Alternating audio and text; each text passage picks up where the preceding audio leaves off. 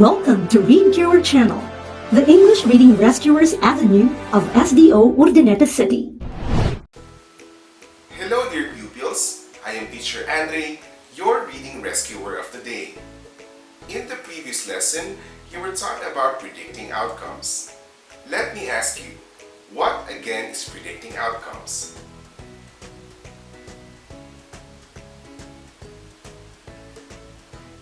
Correct! Predicting outcomes is a reading strategy that we frequently use in our daily lives.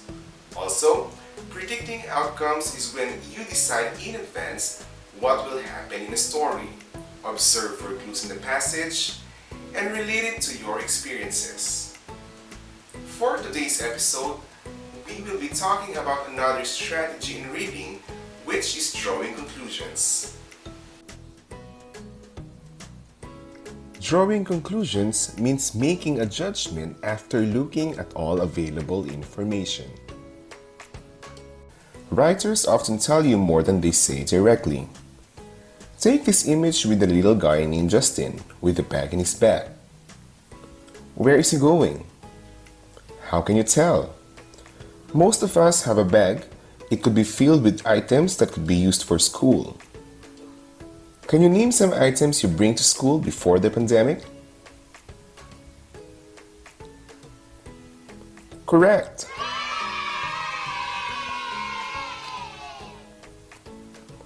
The bag could also be filled with items we use at a beach. Can you name some? Correct! Both could be correct. It now depends on the items being pulled out by Justin from his bag at a time. Again, drawing conclusions means making a judgment after looking at all available information. In reading, conclusions are judgments or decisions about a character, setting, or an event. It is reached by applying thinking and reviewing all information that are provided in the story. Readers draw conclusions as they read because it helps them understand the story. Here are some steps in drawing conclusions. First, review all the information stated about the person, setting, or event. Next, look for any facts or details that are not directly stated. Then, you need to analyze the information and decide on what will happen next in the story. Lastly, you come up with a conclusion based on the information given in the story. Let's practice drawing conclusions with these short passages. First passage, please read along with me. Jasmine fastened her seatbelt. She watched the flight attendant walk down the aisle. The pilot came on the speaker. He said that they were ready for takeoff. Where is Jasmine riding? A. Jasmine is riding an airplane. B. Jasmine is riding a jeepney. C. Jasmine is riding a tricycle. If you answered A, Jasmine is riding an airplane, then you got the correct answer. Flight attendants and pilots work at an airplane. Let us hear the second passage. Daniel and his sister Carol helped their dad bring things to the car for a travel. They packed a bag filled with towels, goggles, and water toys. They also brought a bag filled with cold drinks. Where are they going? A. They are going to a church. B. They are going to a school.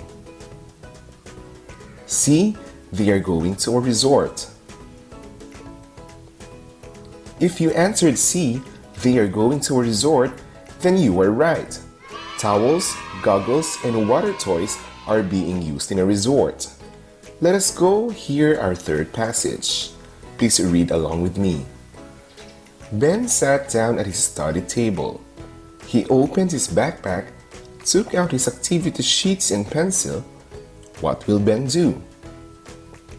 A. Ben is going to study. B. Ben is going to play. C. Ben is going to eat. If your answer is A, Ben is going to study, then you get the correct answer. Activity sheets and pencils are associated with studying. And now, are you ready with our last passage? Let's go! Mark's mother picked him up early from school. He got in the car and put his head down in his lap. His head was hurting. What happened to Mark? A. He failed his tests. B. He experienced headache. C. He won the game at the school. If you guessed B, he experienced headache, then you are correct. One of the symptoms of headache is when your head hurts. Always remember, conclusions are judgments or decisions reached based on information learned. Using hints and clues to draw conclusions is an important reading strategy. I hope that you have been rescued from troubles in drawing conclusions as a skill, especially while reading a passage or text. This has been Teacher Andre, your reading rescuer of the day. See you again soon.